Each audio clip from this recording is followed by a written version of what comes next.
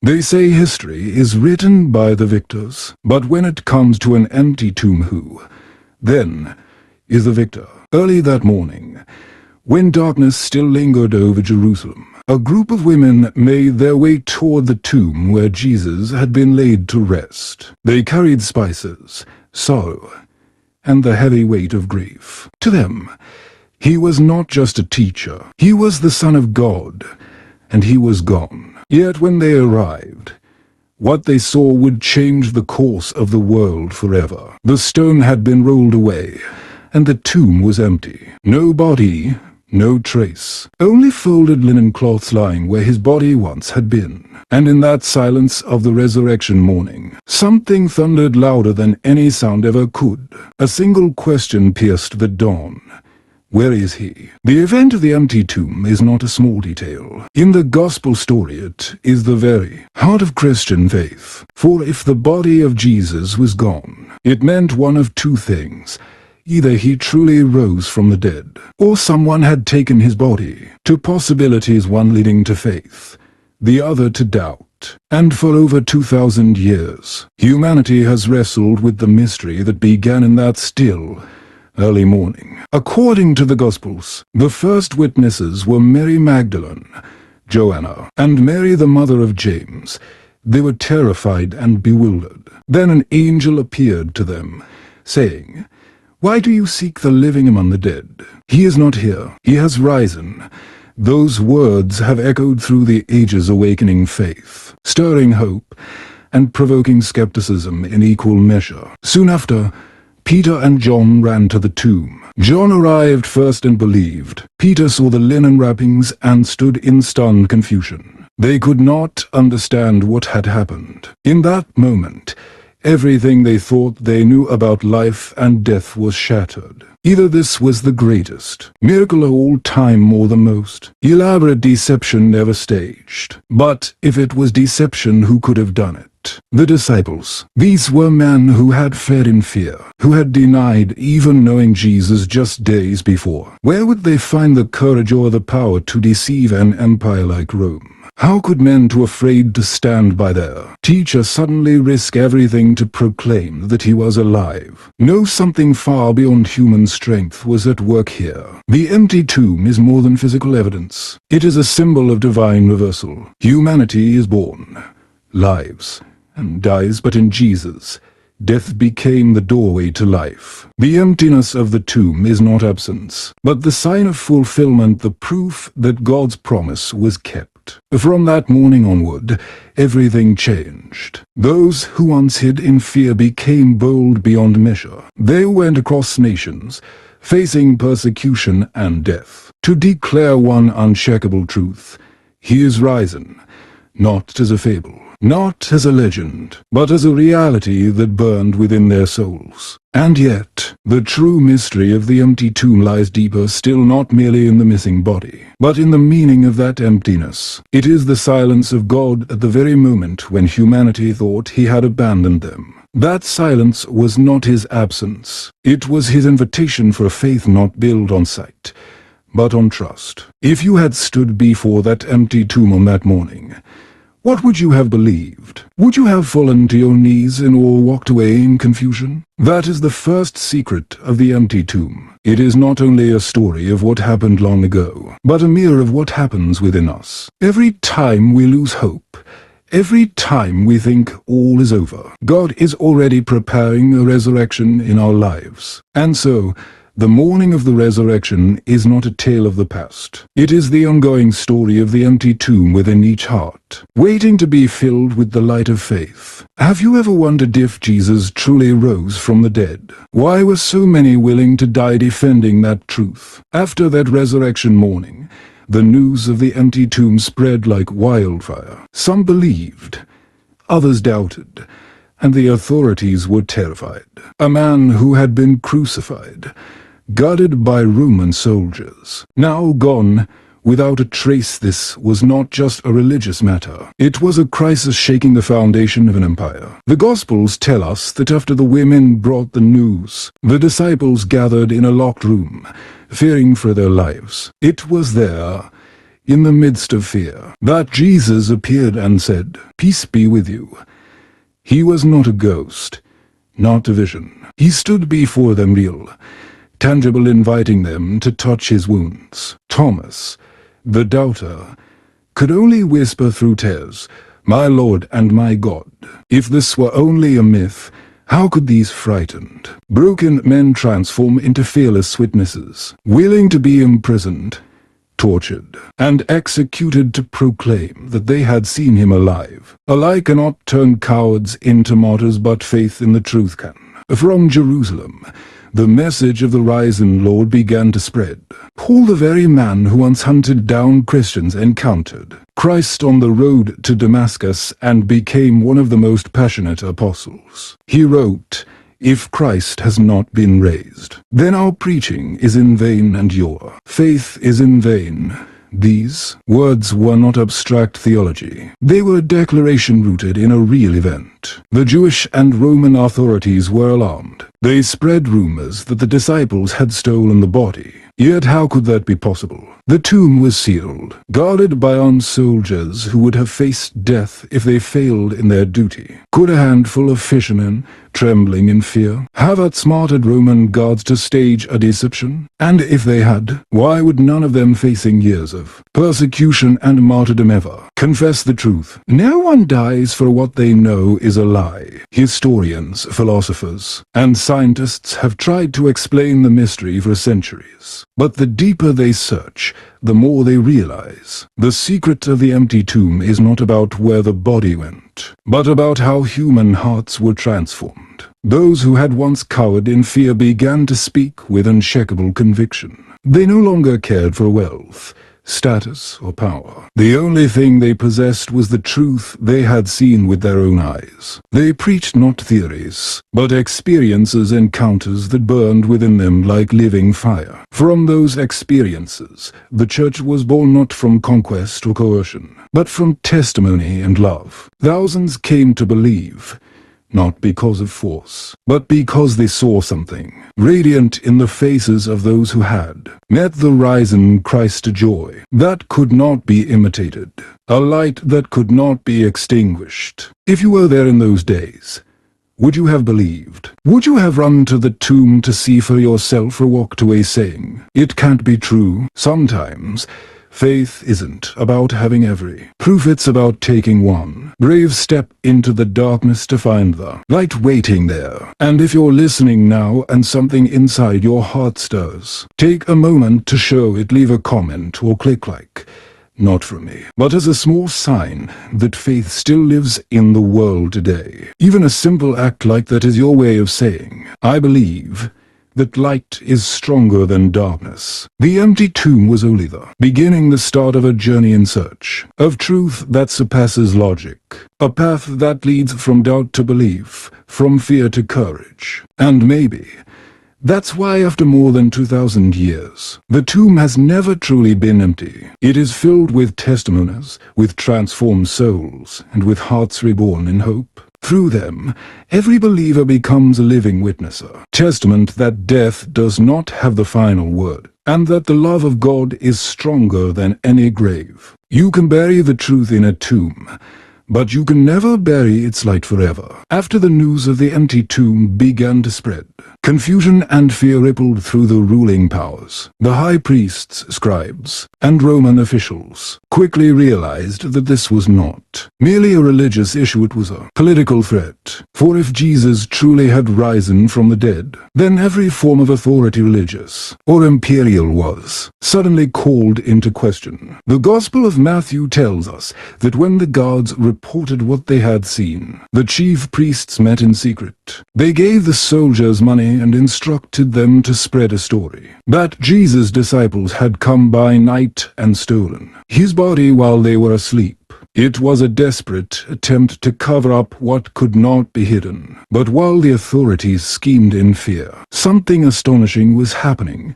Faith was spreading faster than their lies. Small groups of believers gathered in homes, in caves, and even in prison cells. They prayed together, shared bread, and spoke of the risen Lord as though he were standing right beside them. The Roman Empire began to take notice. This faith had no temples of marble, no armies, no kings, yet it carried an invisible power that made thousands willing to die rather than deny it. The government tried to extinguish the flame, but the more they crushed it, the brighter it burned. And then came the silence. Rome said nothing publicly about the empty tomb. No decrees, no explanations. No official denial, only a chilling, calculated silence. That silence became the loudest evidence of all, for it proved that they had no answer. They could crucify, imprison, and persecute, but they could not explain why a corpse was missing from a guarded tomb. In the early years of the Church, the apostles traveled from Jerusalem to Rome, from Asia Minor to Greece, proclaiming that Jesus was alive. Many were arrested,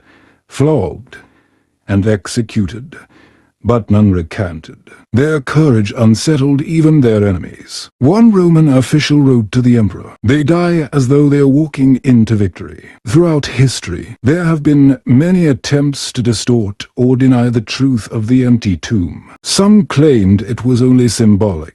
Others argued that Jesus never truly died. Still others insisted that the disciples were delusional in their grief. But if all this were mere imagination, how could such fragile faith defeat the greatest empire on earth? Rome could destroy cities, burn temples, and silence nations, but it could not extinguish the light of an empty tomb. Because that light did not come from human power. It came from the eternal soul of truth itself. The empty tomb became a living symbol that death had lost its grip. It forced humanity to ask, is the silence of God truly silence, or is it His way of letting truth speak for itself? Then the world began to change. As rulers denied, the people whispered, and those whispers became shouts echoing across generations. He is risen, 3. Simple words, but they carried the power to reshape all of human history. From the crowded markets of Jerusalem to the marble halls of Rome, that whisper became a roar of faith. Truth,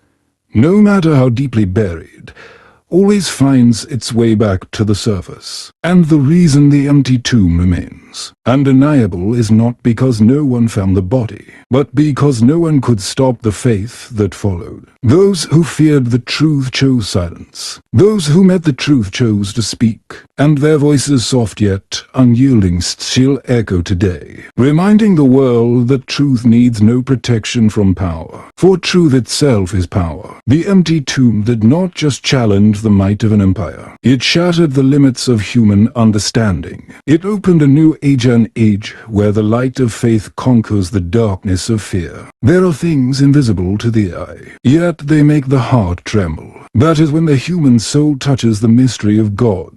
The empty tomb is not merely a historical trace. It is a doorway into the mystery of faith, a mystery that cannot be measured by science, cannot be proven by reason, and cannot be silenced by human doubt. It is an encounter between the finite limits of mankind and the infinite love of God. When Jesus rose from the dead, He did not return with thunder or divine spectacle. He came back in gentleness and peace. He appeared not to the powerful or the righteous, but to those who had fled, doubted, and failed. He called Mary by her name beside the tomb. He walked with the 2 disheartened disciples on the road to Emmaus. He appeared among those hiding in fear and said, "Peace be with you." He did not judge. He invited them and us today to step out of the darkness of fear into the light of faith. That faith does not rest on physical proof, but on transformation. For when one truly believes that Christ is risen, another resurrection takes place, a resurrection of hope, compassion, and forgiveness. Through the centuries, countless souls have come to Christ not seeking theories or doctrines, but to feel the resurrection of their hearts. Those who once felt lost found peace at the cross,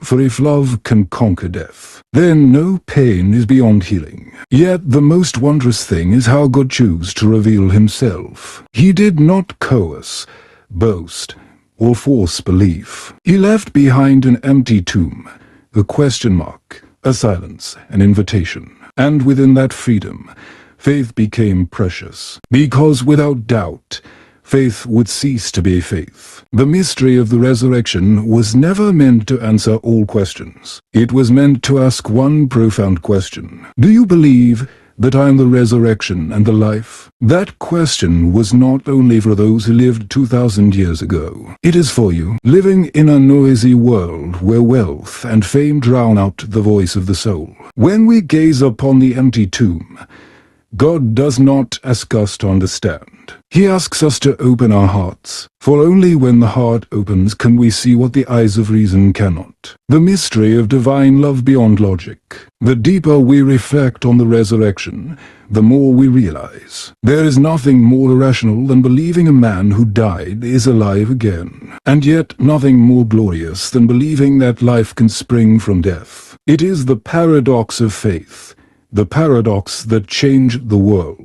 Philosophers, scholars, and skeptics have tried to explain it through reason. But the more they analyze, the farther they drift from the mystery. Because the resurrection is not meant to be explained. It is meant to be experienced. It is a call to leave behind the limits of the intellect and embark on the journey of the heart. Just like the two disciples on the road to Emmaus, they only recognized Jesus when he broke the bread, and in that moment they exclaimed, "Were not our hearts burning within us while he talked to us on the road?" That is the essence of true faith, a heart set aflame by the encounter with life itself. Perhaps within each of us lies a hidden tomb, a place where we bury our fears, our wounds, our broken dreams. But when we allow the light of the resurrection to enter, that very tomb becomes the birthplace of new life. Faith in the resurrection does not promise a life without suffering. It promises that suffering will never have the final word. Death is no longer a wall. It is a doorway to eternal life. And when we believe that, we begin to live with deeper purpose and unshakable peace. For the resurrection is not only a past event. It is a state of the soul. It happens every time we rise after a fall. Every time we forgive after betrayal. Every time we love even when wounded. Each of those moments is Christ rising again within us. The empty tomb is not merely the place Jesus left.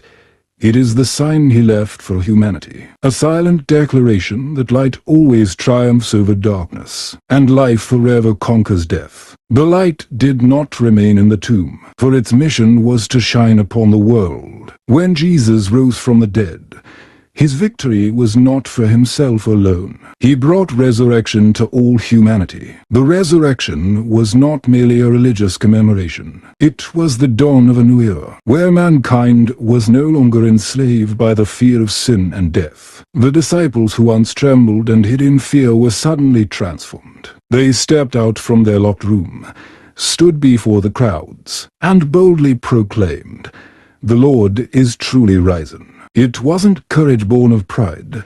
It was the power of a new life. They had touched a reality stronger than death itself. For once they knew that Christ had conquered the grave. There was nothing left in this world that could terrify them. From that moment, the gospel began to spread across the earth, not by swords or domination, but by love, forgiveness, and compassion. Each believer became a small flame, shining in the place they lived, through simple acts of kindness and mercy. And miraculously, for more than 2,000 years, that flame has never gone out. Despite persecution, war, and disbelief, the light of the resurrection still burns, quietly but powerfully, in every heart that dares to hope and to love. Easter is not just a day.